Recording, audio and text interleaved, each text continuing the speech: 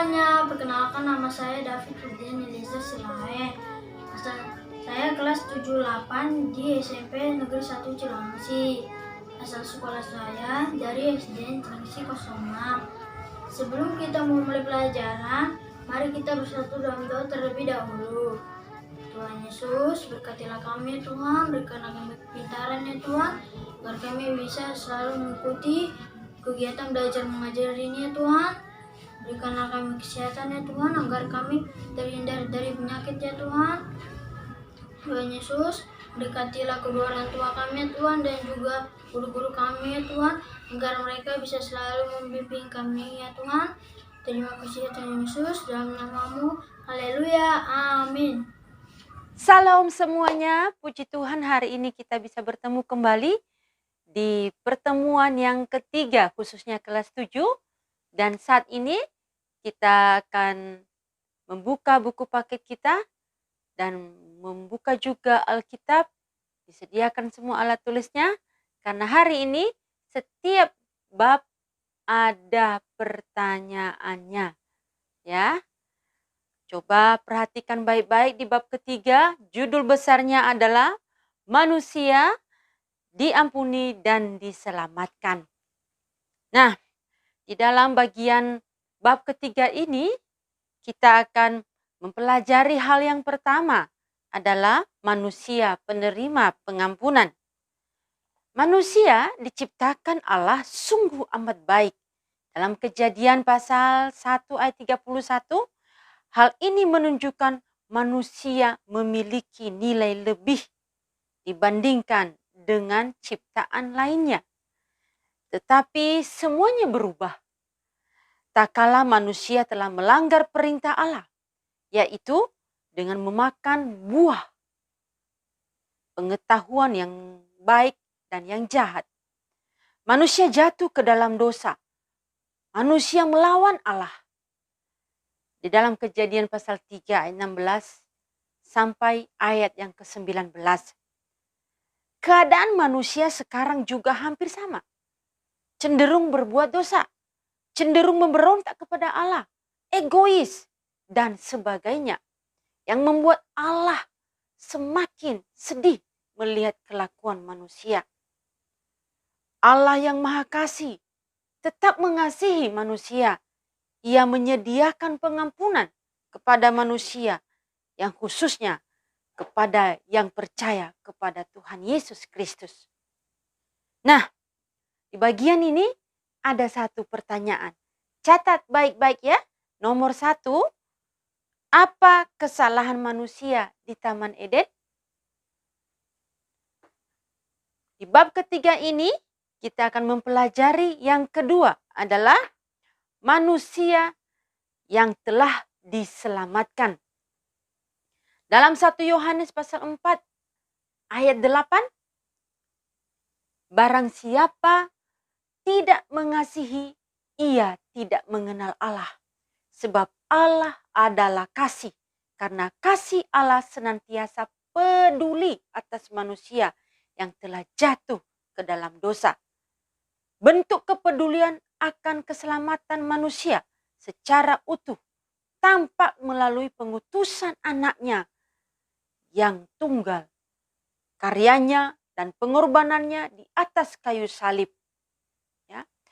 Karya keselamatan di dalam Yesus Kristus adalah sebuah anugerah.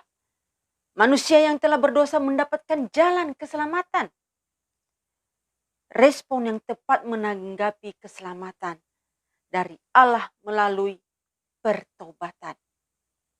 Bertobatlah, ya.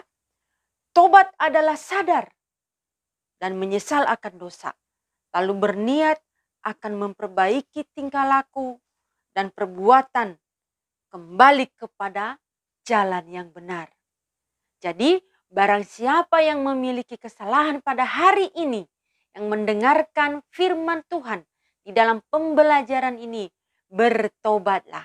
Tuhan menyediakan pengampunan, keselamatan kepada kita semua.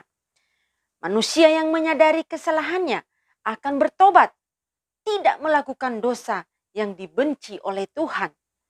Menjadikan Yesus Kristus sebagai teladan hidup melalui perkataan, sikap, tindakan dalam hidup sehari-hari. Menerapkan nilai-nilai kebenaran dan keadilan. Ya, perhatikan demikian ya. Dan pertanyaan nomor 2, bagaimana sikap orang yang menyadari kesalahannya? Catat baik-baik. Bagian ketiga, di bab yang ketiga ini adalah diampuni dan mengampuni. Anak-anak yang dikasihi Tuhan Yesus, buka Alkitabnya dalam 1 Yohanes pasal 3 ayat 16, Rasul Yohanes mengatakan, kita mengasihi karena Allah lebih dahulu mengasihi kita. Pengampunan Allah terhadap manusia berdosa merupakan prakarsa Allah sendiri. Pengampunannya telah memulihkan kembali hubungan yang telah rusak antara Allah dan manusia. Yesus menegaskan bahwa syarat untuk memperoleh pengampunan adalah mau mengampuni. Yohanes 20 ayat 23 berkata demikian. Jikalau kamu mengampuni dosa orang, dosanya diampuni. Dan jikalau kamu menyatakan dosa orang tetap ada, dosanya tetap ada. Nas itu menjelaskan adanya sebuah korelasi yang erat antara diampuni dan mengampuni. Nah, saat ini kalau masih ada orang yang sulit untuk mengampuni, dan perhatikan firman Tuhan ini. Ya, perhatikan baik-baik bahwa barang siapa yang tidak mengampuni, maka dia juga tidak diampuni. Oke, catat saat ini masuk ke pertanyaan yang ketiga. Mengapa kita harus mengampuni? Oke, dalam bab ketiga ini kita akan melihat bagian yang keempat. Doa Bapa kami tentang pengampunan. Doa Bapa kami sering kita ucapkan. Kita berkata, Bapa kami yang di surga sampai seterusnya. Di bagian tengah-tengahnya, coba perhatikan ada satu bunyi firman Tuhan di situ. Doa Bapa kami merupakan salah satu bagian dari khotbah Yesus di bukit. Matius 6 ayat 12 berkata, ampunilah kami akan kesalahan kami, seperti kami juga mengampuni orang bersalah yang bersalah kepada kami. Doa ini menjelaskan betapa pentingnya kesediaan mengampuni kesalahan setiap orang.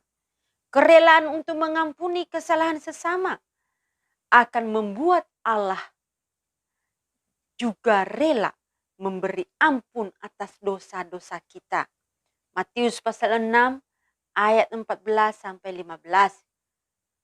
Jikalau kamu mengampuni kesalahan orang, Bapamu yang di surga akan mengampuni kamu juga. Tetapi jikalau kamu tidak mengampuni orang, Bapamu juga tidak akan mengampuni kesalahanmu. Ya. Coba perhatikan ayat firman Tuhan itu. Bahwa jikalau kita tidak mengampuni, maka kita juga tidak diampuni oleh Tuhan. Oleh karena itu, mulai saat ini, mari berikan ampun kepada sesama. Tidak ada hak kita untuk tidak mengampuni. Ya, oke. Di bab ini ada pertanyaan yang keempat, yaitu apa akibatnya jika kita tidak mengampuni? Nah, ada 4 pertanyaan itu nanti kirim di classroom, saya tunggu sekarang. Tuhan Yesus memberkati. Nama saya Skill dari kelas 7.9. Mari kita berdoa untuk pulang. Tuhan Yesus, terima kasih untuk hari ini kami sudah belajar Biarlah apa yang telah kami pelajari bisa kami terapkan dalam kehidupan kami, dan iman kami bisa bertumbuh setiap hari. Sebentar lagi kami mau pulang, Tuhan Yesus. Berkatilah setiap kami supaya selama sampai tujuan tanpa kekurangan suatu apapun. Amin.